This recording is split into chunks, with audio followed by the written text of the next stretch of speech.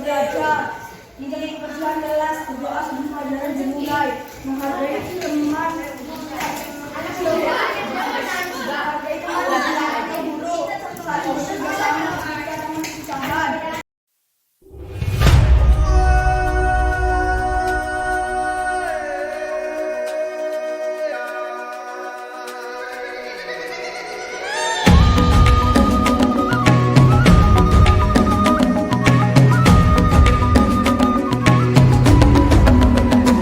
Assalamualaikum warahmatullahi wabarakatuh. Ada yang saya hormati Ibu Kepala Sekolah PTD Negeri Balongan, saya hormati rekan guru dan PTD Negeri Balongan dan rekan CGP, ya Ibu Yudu. Pada hari ini, insya Allah akan ada sosialisasi, yaitu diseminasi budaya positif di sekolah kita PTD Negeri Balongan Kabupaten Indramayu, yang akan materinya yang akan disampaikan nanti oleh Ibu Yudu Duharia SPDSD TGP yang akan 7. Namun sebelum penyampaian materi oleh Ibu Yudu, ada sambutan dari kepala sekolah, yaitu pada yang terhormat Ibu Waskila SPDSD, dipersilakan.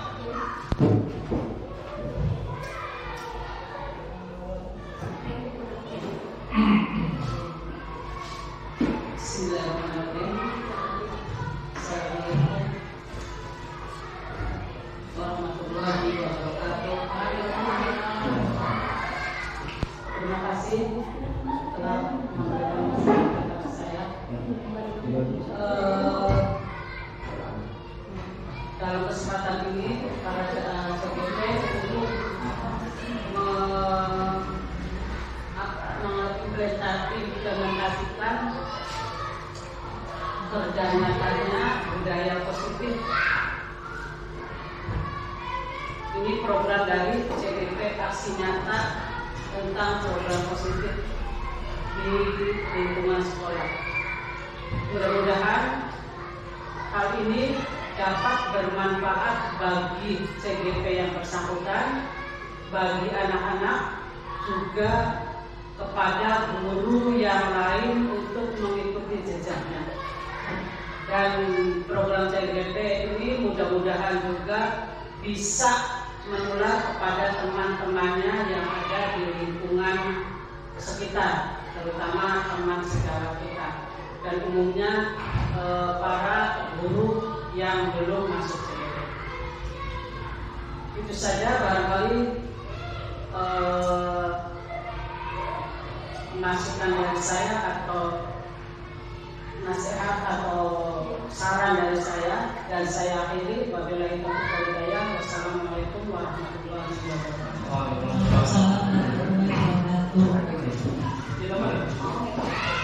Terima kasih pada Ibu Kepala Sekolah yang memberikan sambutannya.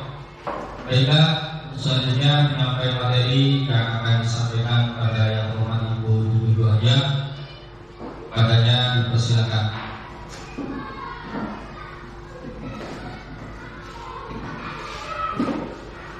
Terima kasih untuk Andri dan Ibu Kepala Sekolah. Assalamualaikum warahmatullahi wabarakatuh. Saya ucapkan terima kasih kepada rekan-rekan guru yang sudah bersedia hadir dalam acara diseminasi budaya positif.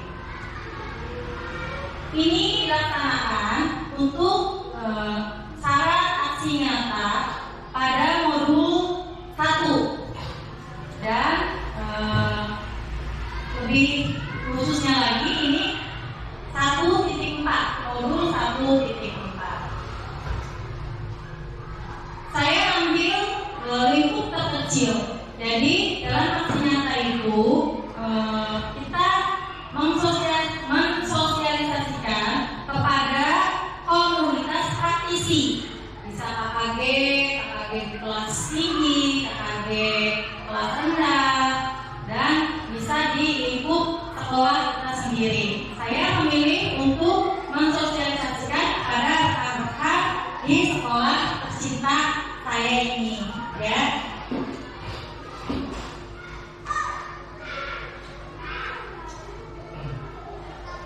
Selamat datang para guru hebat. Mari belajar bersama, berkolaborasi, saling mendukung demi mewujudkan disiplin positif di sekolah kita tercinta. Konsep utama budaya positif ada 6. Perubahan paradigma belajar. Disiplin positif. 3. Kebutuhan dasar manusia. 4. Motivasi perilaku manusia. 5. Posisi kontrol restitusi. 6. Segitiga restitusi. Keyakinan kelas. Mungkin di sini Bapak Ibu guru, apa sih keyakinan kelas? Ada kesepakatan kelas dan ada keyakinan kelas. Contoh keyakinan kelas: meletakkan barang pada tempatnya, menghargai pendapat orang lain, berbicara ketika dipersilakan, dan seterusnya. Filosofi pendidikan menurut KHB. Perlu Ibu ketahui, sekarang sedang direncanakan tentang kurikulum Merdeka Mengajar atau PMM platform Merdeka Mengajar. Mungkin Bapak Ibu guru di sini juga sudah sebagian membuka tentang materi isi PMM tersebut. Nah, salah satunya tentang filosofi pendidikan menurut KHB. Apa sih pendidikan itu? Pendidikan adalah tempat persemaian benih-benih kebudayaan dalam masyarakat. KHB memiliki keyakinan bahwa untuk menciptakan manusia Indonesia yang beradab, maka pendidikan menjadi salah satu kunci utama untuk mencapainya. Pendidikan dapat menjadi ruang berlatih dan bertumbuhnya nilai-nilai kemanusiaan yang dapat diteruskan atau diwariskan.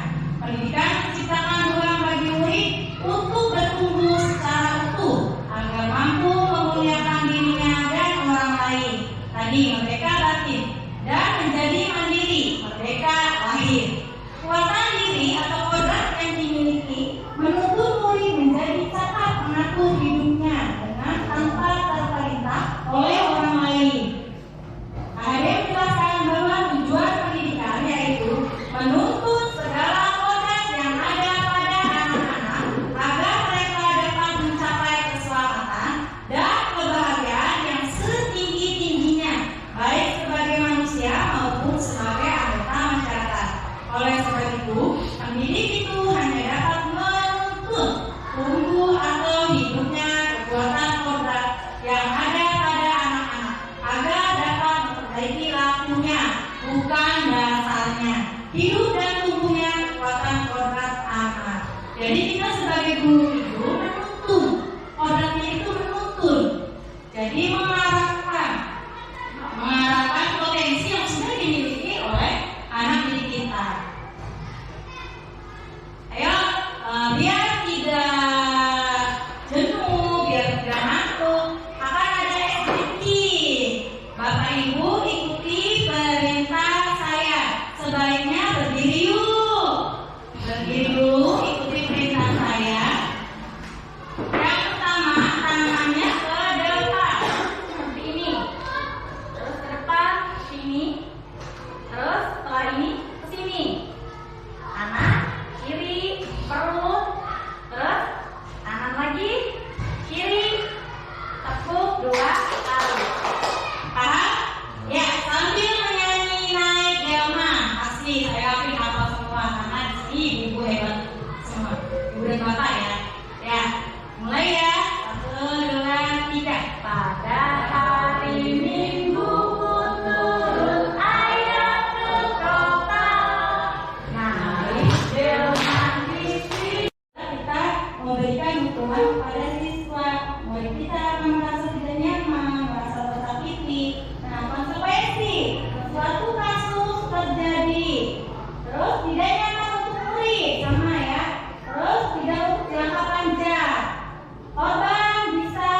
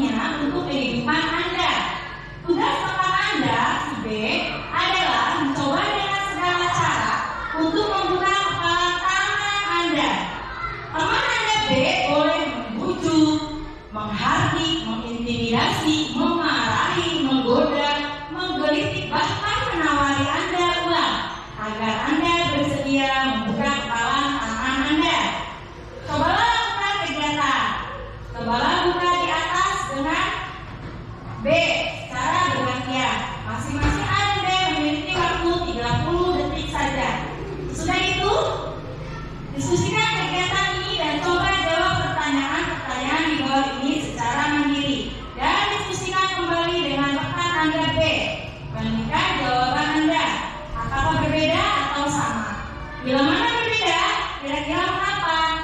Satu, apakah Anda atau B membuka kepalan tangan Anda? Mengapa? Apa alasan Anda atau B membuka kepalan tangan Anda? Dua, apakah Anda atau B menutup kepalan tangan Anda? Mengapa? Apa alasan Anda atau B tetap menutup kepalan tangan Anda?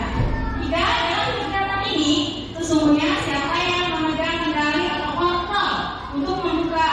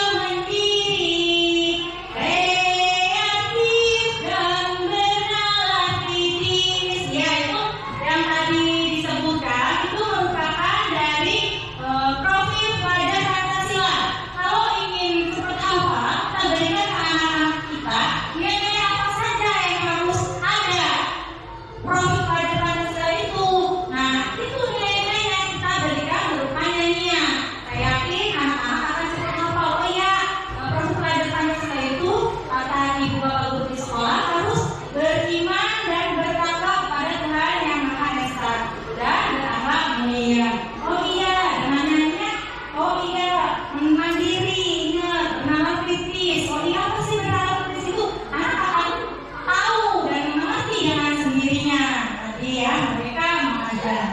Selanjutnya, teori motivasi, hukuman, dan penghargaan restitusi. Motivasi manusia, 3 motivasi perilaku manusia. Apa saja itu? Yang ke-1, untuk menghindari ketidaknyamanan atau hukuman. Kedua, untuk mendapatkan imbalan atau penghargaan dari orang lain. Ketiga, untuk menjadi orang yang mereka inginkan dan menghargai diri sendiri dengan nilai yang mereka percaya. Nih, ya, ada 3 motivasi perilaku manusia. Semua pasti memiliki ini, yang motivasi perilaku manusia itu pasti karena ada tujuan ini 1, 2, 3. Selanjutnya, teori motivasi, hukuman, dan penghargaan restitusi. Hukuman, konsekuensi, dan restitusi. Apakah perbedaan antara hukuman dan konsekuensi? Bila sama, di mana persamaannya? Bila berbeda, bagaimana perbedaannya? Ada yang mau mengungkapkan apa perbedaan antara hukuman dan konsekuensi? Andri mau mengungkapkan apa sih perbedaan antara hukuman dan konsekuensi? Silakan Andri, barangkali mau mengungkapkan pendapatnya. Ya. Hukuman dan konsekuensi. Ya.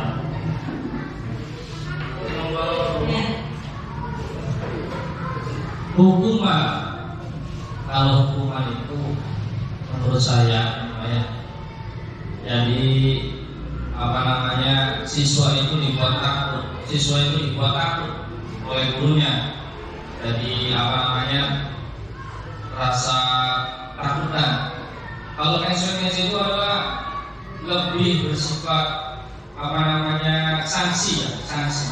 Jadi satu tindakan ada sanksinya, tapi bukan berupa hukuman. Jadi ada misalkan telat sekolah, telat masuk, konsekuensinya apa? Misalkan ambil sampah. Jadi siswa itu mengetahui konsekuensinya karena sudah dibuat kesepakatan tadinya. Mungkin itu ya. Terima kasih Pak Andri. Ya, akan saya simpulkan. Mungkin perbedaan antara hukuman dan konsekuensi, menurut Pak Andri tadi, kalau hukuman tadi membuat siswa takut. Jadi kalau hukuman menurut saya lebih ke cara, sebuah cara agar siswa mau menuruti kemauan kita tadi, mau menuruti peraturan yang sudah ada. Padahal tadi mereka lakukan hanya karena motivasi asli, karena takut, karena merasa diancam, mungkin karena merasa menghindari hukuman. Jadi mereka melakukan. Kalau konsekuensi ini lebih ke sanksi tadi kata Pak Andri. Jadi sanksi dari apa yang sudah kesalahan yang sudah kita perbuat lakukan. Seperti itu. Jadi lebih ke sanksi ya. Kalau konsekuensi tadi seperti mengambil sampah yang sudah dibuang sampah sembarangan, itu mengambil kembali sampah tersebut. Konsekuensi seperti itu ya. Jadi langsung. Jadi itu tuh konsekuensi hasil atau hukuman sanksi dari perbuatan yang sudah kita lakukan ya. Pertanyaan reflektif. Nih, ini ada perumpamaan. Iva kurang menguasai pelajaran matematika, sehingga pada saat pelajaran tersebut berlangsung, dia lebih banyak berdiam diri atau menggambar di buku pelajarannya. Pada saat guru matematikanya, Pak Seno menanyakan pertanyaan Iva menjadi buku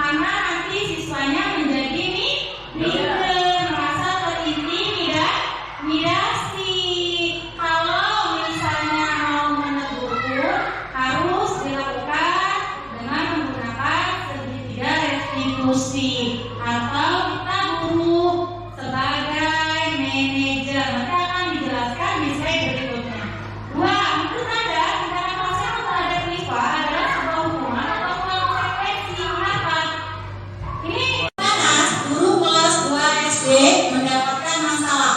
Murid-muridnya tidak bisa tertib, berdiri antri di depan pintu kelas dan selalu berebutan masuk ke dalam kelas setelah jam istirahat selesai.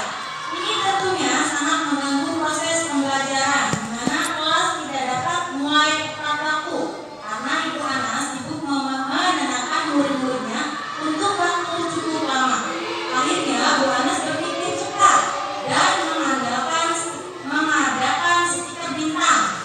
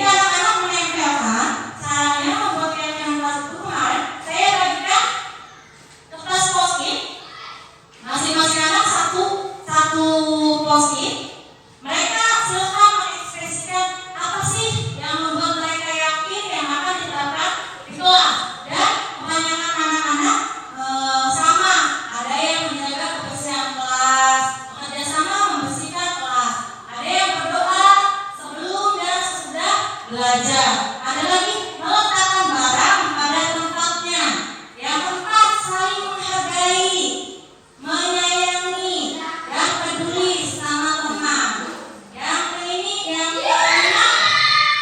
tidak boleh makan dan minum di dalam kelas. Ada juga memakai sepatu di dalam kelas seperti itu. Jadi kemarin kesepakatan yang kita sepakati kelas 6 tempat saya ini, kelas saya mengajar ini, anak-anak sangat antusias sekali, bersemangat sekali ketika saya melakukan implementasi keyakinan kelas. Mereka sangat antusias sekali. Keyakinan kelas, apa sih keyakinan kelas tuh, Bu? Kemarin juga anak-anak menanyakan, Bu, apa sih, kan kita sudah bikin keyakinan kelas. Keyakinan kelas kita sudah membuat kesepakatan kelas. Iya, keyakinan kelas adalah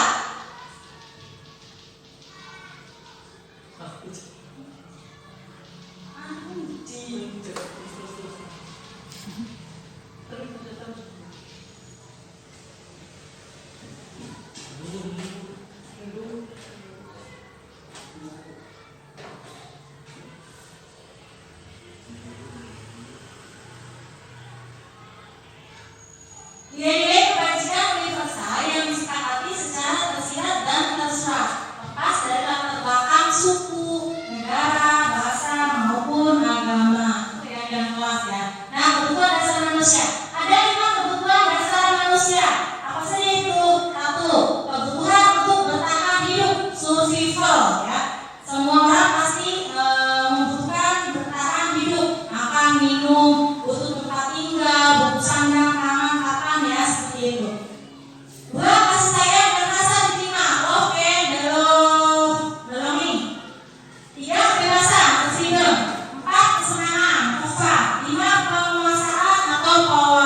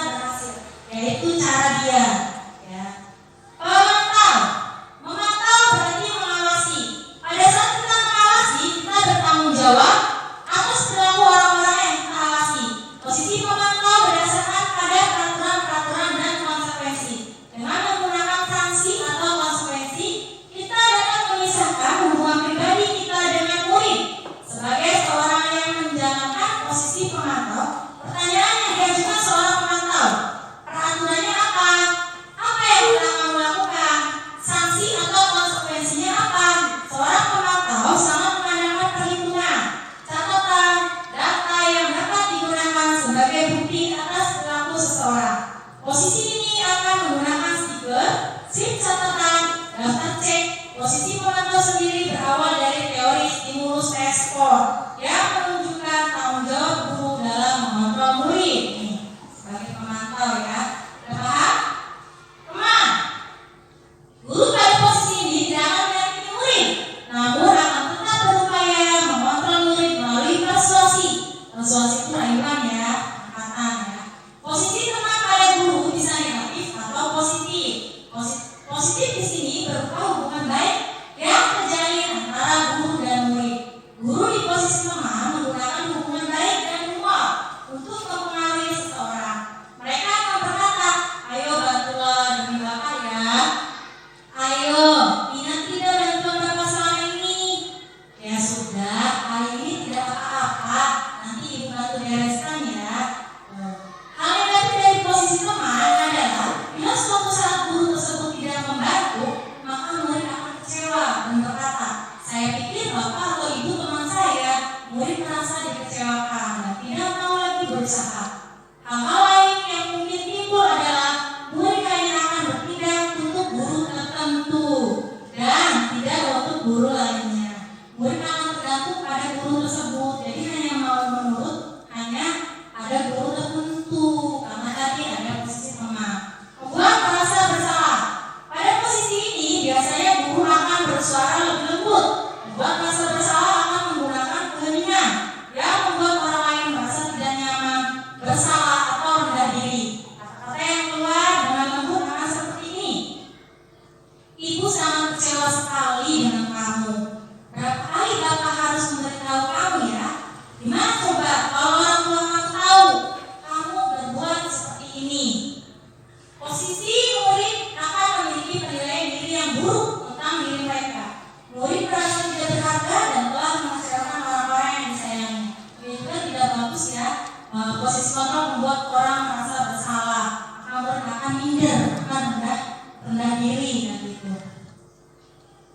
Posisi manajer. Posisi terakhir, manajer adalah posisi di mana guru berbuat sesuatu bersama dengan murid, mempersilahkan murid mempertanggungjawabkan perilakunya, mendukung murid agar dapat menemukan solusi atas permasalahannya sendiri. Seorang manajer akan berkata, apa yang kita yakini? Kembali ke keyakinan kelas. Apa yang kita yakini? Kita bertanya kepada siswa kita. Tadi, tanyakan keyakinan kelasnya yang sudah kita buat itu apa? Apakah kamu yang meyakininya?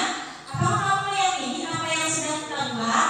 Kalau misalnya siswa itu jawab iya, meyakini. Terus, jika kamu meyakininya, apakah kamu bersedia memperbaikinya? Jadi kita munculkan dari dalam diri siswa sendiri ya.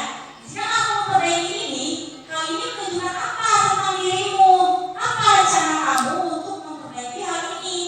Tugas seorang manajer bukan untuk mengatur perilaku seseorang. Kita membimbing murid untuk dapat mengatur dirinya. Seorang manajer bukannya memisahkan murid dari kelompoknya, tapi mengembalikan murid tersebut ke kelompoknya dengan lebih baik dan kuat. Segitiga restitusi. Di sini ada segitiga restitusi. Contoh-contoh tindakannya tadi validasi kebutuhan apa saja. Di sini ada ya slide-nya. Ya, next berikutnya. Langkahnya, langkah-langkah dari langkah-langkah dari restitusi. Ini langkah-langkahnya. Pertama, menstabilkan identitas.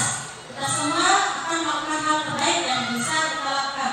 Tadi, tuh. Kamu bukan satu-satunya yang pernah melakukan ini. Ini menstabilkan identitas. Setiap orang pasti pernah melakukan kesalahan. Jadi seperti itu kalau kita mau menerapkan segitiga restitusi. Yang kedua, validasi tindakan yang salah. Divalidasi tindakan yang salahnya tuh, kamu tentu punya alasan mengapa melakukan itu. Adakah cara yang lebih efektif untuk mendapatkan apa yang kamu butuhkan? Jadi seperti itu kita tanyakan. Dan ada yang menanyakan